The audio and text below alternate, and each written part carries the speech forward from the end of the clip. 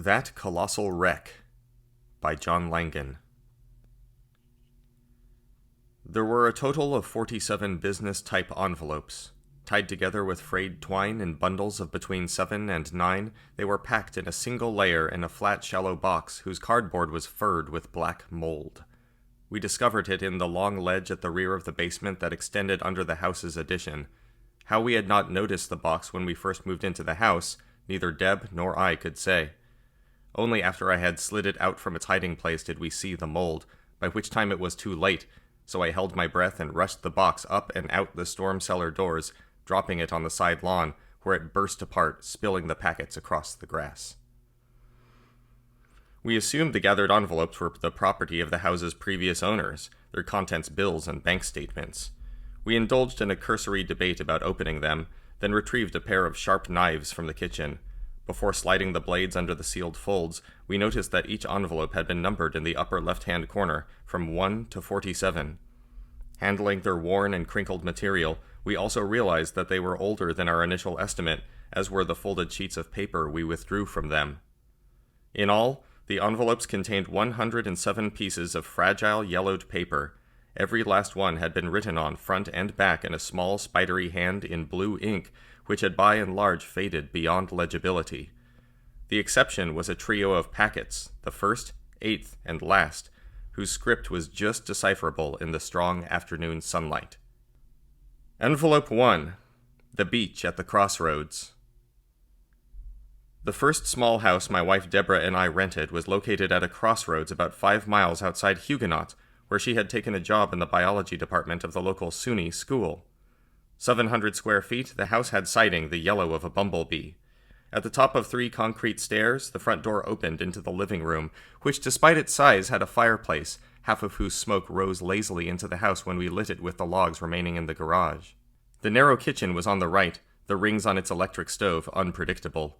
Straight ahead from the front door was the bathroom, to either side of which were a pair of rooms, the one on the left our bedroom, the one on the right an office/guest room. Between the front door and the road there was a reasonable lawn whose slender trees made it a challenge to mow, especially with the old-fashioned mechanical mower we attempted to use in the name of environmental conscientiousness, but which provided us a sense of privacy we didn't really need, given how fast the traffic whipped by on Spring-Grown Road, which ran north to south in front of the house. Behind the house was a generous wooden deck reached through the sliding glass door in the laundry room, which sat on the other side of the kitchen and where I eventually set up my drawing desk. The backyard was about the size of the front, a shed and an irregular line of trees marking the edge of the property. The door to the shed was secured with a padlock to which we had the key, so we used it to store everything we couldn't fit in the house, mostly my books. Between the house and shed, on the right as you faced out into the yard, was a rectangular plot of ground that had been sectioned off with solid wooden posts, taller than I was, and heavy wire fencing. This was the garden, which Deb said, and I agreed, we would use to supplement our diet. Our landlords joked with us that they would invoke the medieval right of usufructs and claim a portion of our harvest. We told them they would be welcome to it. But preparing and planting the garden proved more difficult than we anticipated, mainly because of the soil. It was heavy, composed almost entirely of thick, wet clay that resisted the shovels we dug into it. The soil held the water that wet winter had poured onto it, adding to its mass.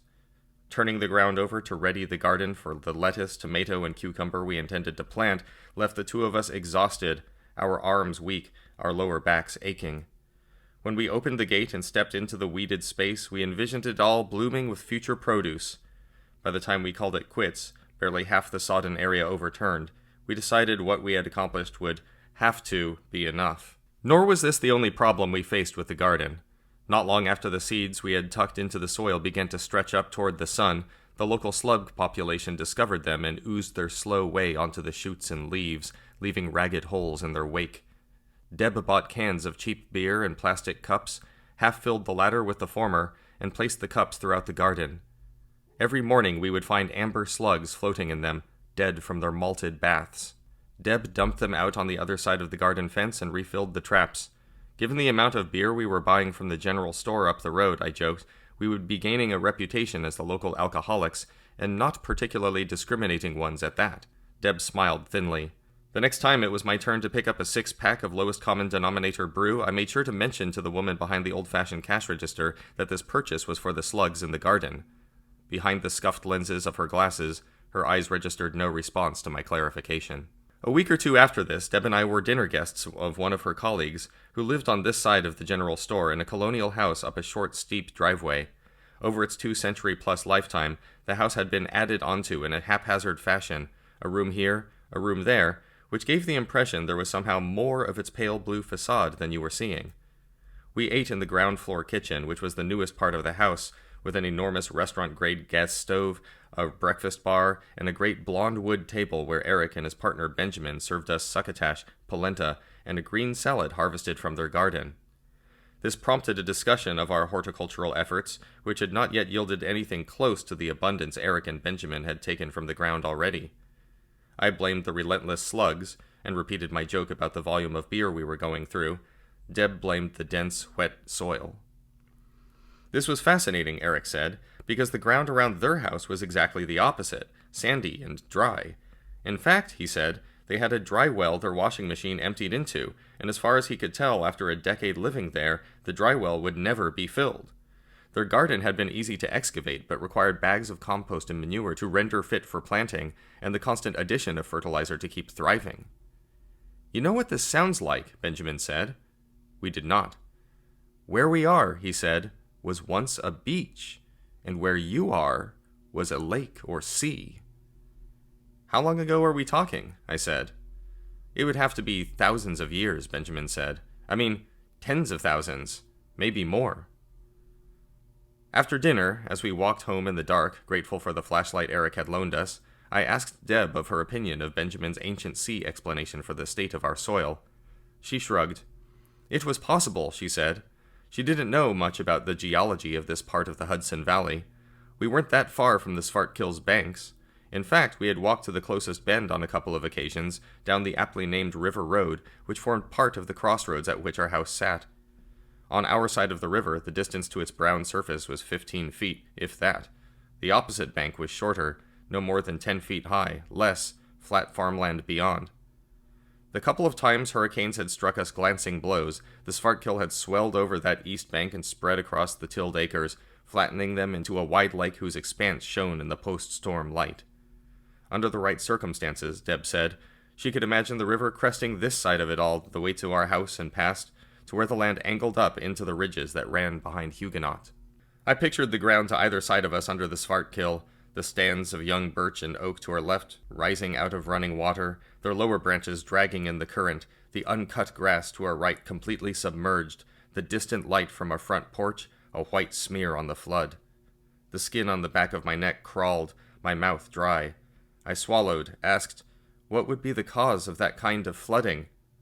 This wasn't her field, Deborah said, but the Svartkil flowed north from New Jersey, didn't it? Somewhere in the mountains in the northwest? It did, I said. During the last ice age, she said, the glaciers didn't retreat evenly. Possibly you had one or part of one left in the mountains in Jersey, and when it melted it raised the Svartkil.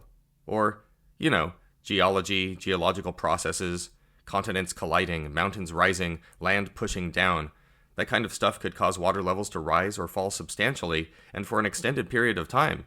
It still could. Oh? I said. Sure, she said. It's unlikely in either of our lifetimes. The kinds of processes we're talking about take millennia, longer, but they're still happening. Not to mention the odd accident can affect things. An asteroid or comet strikes the Earth and everything gets fucked up. For a while anyway. Or the supervolcano under Yellowstone blows its top and sends millions of tons of rock and dust into the atmosphere. Those things could occur a lot sooner. 5 minutes from now. Although we'd probably have a little bit of warning. Would it do us any good? I asked. Doubtful, Deb said. I guess we would try to intercept a comet or asteroid while it was still out in space, hit it with a missile and hope that altered its course, assuming we detected it in time. You would think that would work with an asteroid, but I don't know about a comet. I mean, as I understand it, comets are compacted ice and rock, which seems as if it would mean the risk of the thing fracturing into smaller pieces, any of which might still hit the Earth. Not as bad as an impact from the whole thing, but still not great. Again, though, this is way outside what I study. How about the supervolcano? I said. Oh no, she said. There's nothing we can do about that. If it erupts, we're screwed. And the slugs will have their turn, I said. Not if it's up to me, Deb said. I pictured plastic cups of watery beer overflowing with limp, lifeless gastropods. Envelope 8. Ozymandias. The face took up the entirety of the backyard, its round chin a step down from the deck, its curled hair a foot from the shed, its left ear next to the garden fence, its right ear near enough to the vacationing neighbor's property to eavesdrop on them. Mud streaked its gigantic features, which were carved in what seemed to me the idealized proportions of ancient Greece, out of a quarter-acre of white stone I thought was marble. In the early evening light the material glowed dimly, thick soil 2 feet deep, grass roots dangling from its exposed surface and hairy strands framed the sculpture. At the top of the garden, Evan had heaped the soil in a mound on whose muddy summit he had parked the mini-excavator. He's still just a kid, I thought, isn't he? In spite of everything he's told us, everything he's shown us. Right now that kid was standing with the woman he insisted was his mother, would become his mother, my wife, staring at the carving's yards-wide mouth. Come here, Deb said without looking at me. You have to see this. Bring the glaive, Evan added. I dropped from the deck onto the stone, the impact jarring my knees, making the glaive's ashen length quiver in my arms. A wave of something like vertigo washed over me as I pictured the scene from above, me traversing the exposed sculpture like a mouse trudging across a man's sleeping face. From where I had been watching, the mouth appeared to be closed. As I walked to Deb and Evan, I saw the great lips were in fact parted, as if whoever this was supposed to be had been caught on the verge of speaking, or of just having uttered some deafening syllable. At its widest, the mouth was open far enough to permit an adult to squeeze himself into its shadowy interior. The lips were speckled with hundreds of green objects, each the length of my index finger, which upon closer inspection I saw were slugs, or something like slugs. Murmuring, "What the hell?" I bent forward to inspect them. The dirty yellow of crusted snot, they were veined with iridescent green, their horns capped with cilia, their backs lined by a row of curved spines. Leaving behind trails of mustard-colored slime, the slugs were crawling out of the statue's mouth into the cooling air. A mix of wonder and revulsion made me straighten. "What the hell?" I said again. "Now we know what's been wrong with the septic," Deb said. "You see?" Evan said. "See what?" I said. "Exactly what is it I'm looking at?" "We have to go in, don't we?" Deb nodded at the parted lips. "I haven't been able to figure out any other way," Evan said. "Go in there?" I said, pointing at the mouth. "For real?" "I'll take the lead," Evan said. He held out his left hand to me. "Pass me the glaive," he said. "Please," Deb said. "Please," he said. "Here," I said, giving him the weapon. To Deb I said, "You cannot be serious." She was already withdrawing an object from the right front pocket of her cargo pants, a black, snub-nosed revolver. "What the hell is that?" I said. "Where did you get a gun?" "The place in Wiltwick," she said, "across from the bicycle store." "When did you get a gun?" I said. "Don't worry," she said. "The safety's on." Evan was using the flat of the glaive's blade to sweep the slugs from the sculpture's lips, the metal chiming across the marble. The slugs tumbled down the stone rises into writhing masses. "There'll be more inside," he said, pointing the glaive at the darkness within the mouth. "We'll have to be careful." Weapon held overhead, he lowered himself until he was sitting on the lower lip, his feet dangling in the air. He scooted his butt forward and slid into the sculpture. Deb squatted where he had been.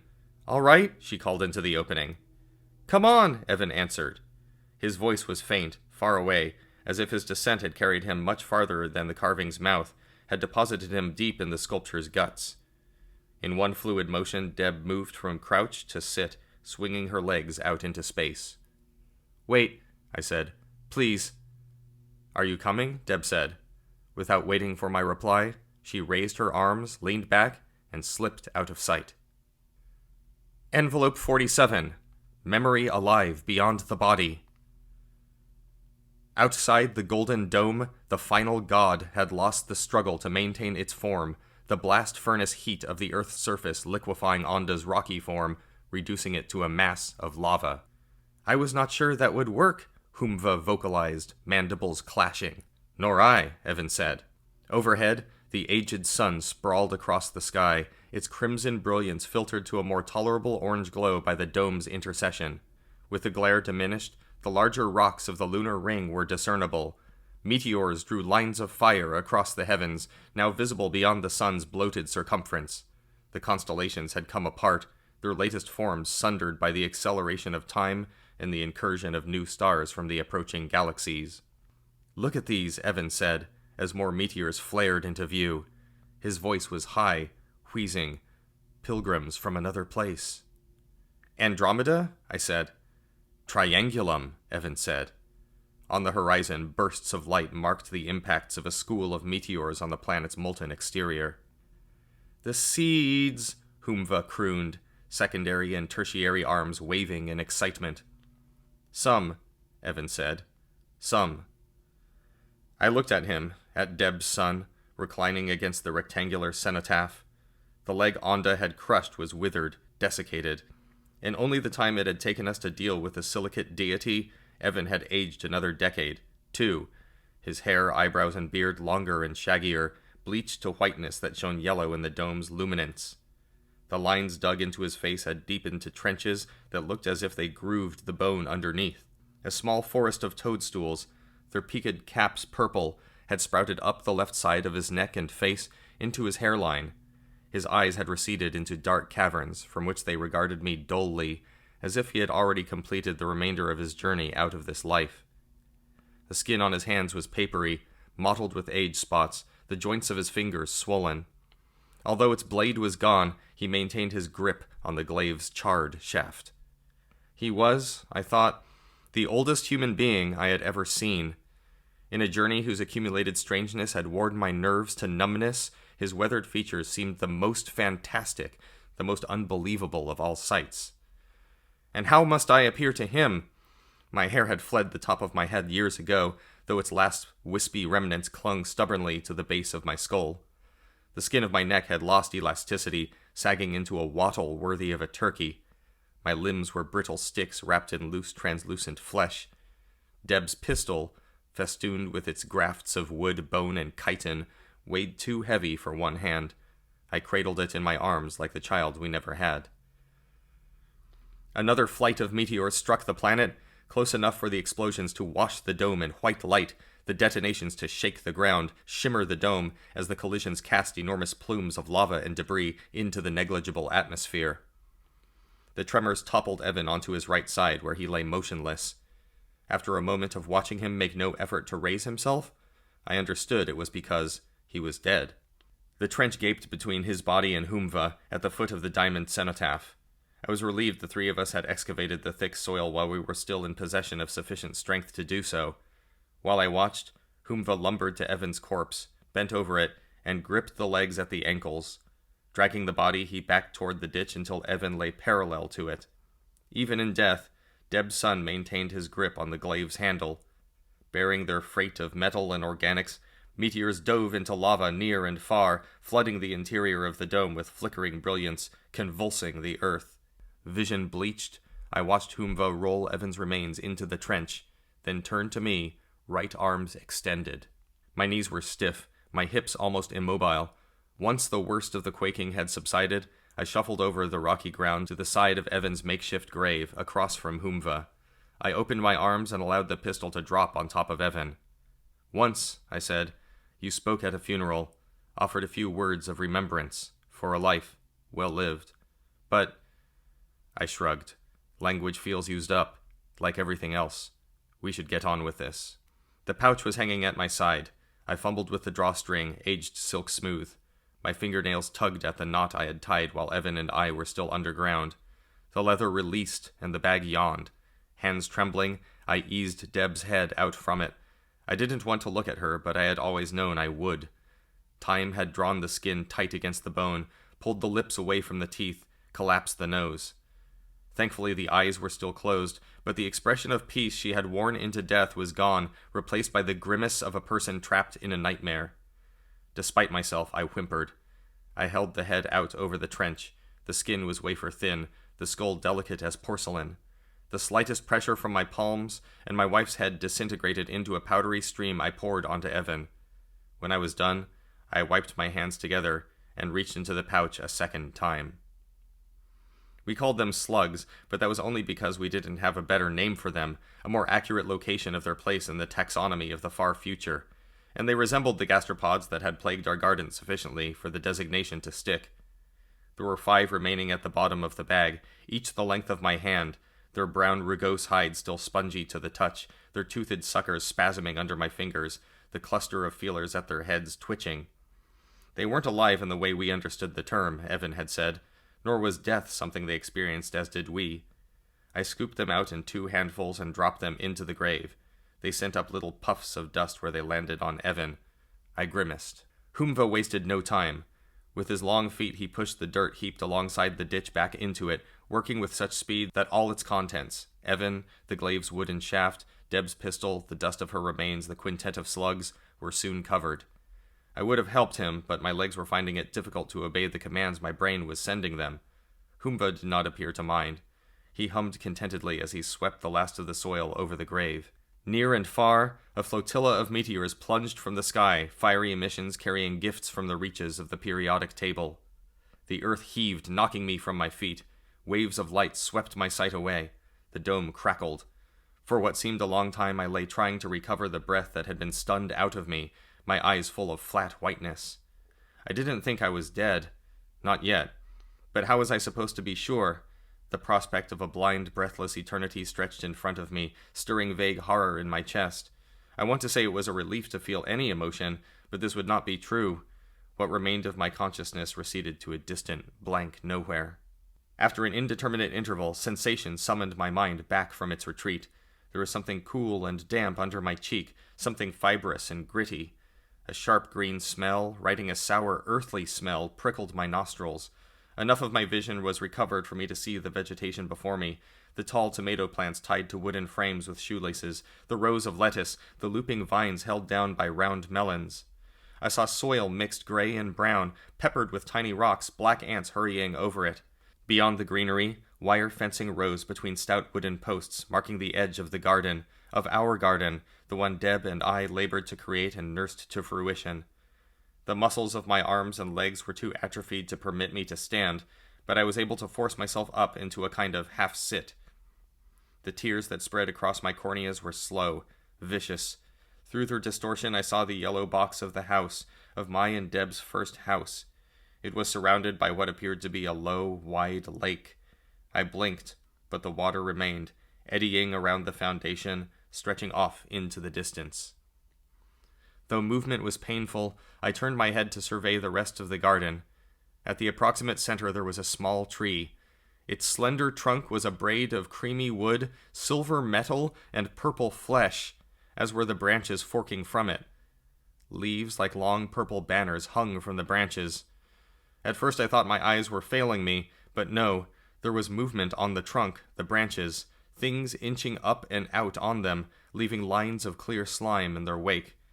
These slugs might have been the same as those Deb had drowned in her beer cups once upon a universe, except for the single pale eye splitting each one's back.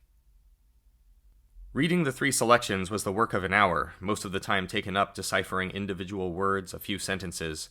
The remainder of the day and most of the night was consumed by the worst argument Deb and I had had during our time together. She was convinced I had played the most elaborate of practical jokes on her, one that took the facts of our early life together, when we rented an undersized yellow house on Sprig-grown Road whose garden we wrested out of soil more clay than earth, and brought them together with... She couldn't decide what, only that it appeared to be making not so thinly veiled allegations about the future of our marriage, and specifically her fidelity to me. She wasn't sure whether I was expressing actual insecurities about our union, or projecting my desire to leave it onto her. Given our failure to conceive the child we both wanted, she was particularly aggrieved by the figure of Evan. None of her accusations was true, but my protestations to this effect did little to persuade her, pointing out the lengths I would have to go in order to construct this hoax, not the least of which would have entailed my secreting the box and its letters in a spot in the basement we had only glanced at while we were still negotiating our offer on the house with the previous owners, was not the irrefutable proof I thought it would be. Nor did my more straightforward declaration that I loved her and would not pull so bizarrely malicious a prank on her fare any better. She had heard enough stories about the practical jokes with which my brothers and I bedeviled one another's childhoods, few of which she found funny, all of which she considered cruel, and which now rendered suspect every word that emerged from my mouth. As is the case in arguments of such intensity and duration, the current conflict acted as a magnet, drawing to itself a ringing clatter of resentments and grudges, some recent, some years old. Fueling the dispute on both sides was the deep disorientation and anxiety the letters produced in us. I knew I was not their author, but Deb's seeming certainty that I was made me doubt myself, wonder if it were possible I had produced them in some bizarre dissociative state. For her part, despite her barbed charges, Deb knew I was not responsible for the box's contents. The strain of not facing this directly, however, was exhausting, and when we at last retreated to bed, she in the downstairs guest room, I in our room upstairs, it was as boxers after a bout whose length and ferocity left their legs shaking, their arms limp. I woke after a couple of hours of dense, dreamless sleep. With me, agitation at the previous night's events was aroused, foreclosing any possibility of another few hours in bed. Replaying our exchanges in my memory, imagining different responses, and letting them play out in my mind, I descended to the kitchen and switched on the coffee maker. Outside the big window, the world was emerging from darkness, daybreak coaxing the trees and grass, the cars parked in the driveway, the hedge on the other side of them, into form and color. I poured my first cup of coffee into the mug Deb had gifted me on my birthday, the one with artist printed on the side in old typescript, added milk, and carried it out onto the back deck. The air was pleasantly cool, filled with early bird song. I saw the sculpture as I was raising the mug to my lips. It was a hand, positioned on top of the rise behind the house, the wrist emerging straight from the ground, the palm turned upwards, fingers slightly bent. Easily as big as our yard, it had been carved from white rock that seemed to gather the new sunlight to its smooth surface.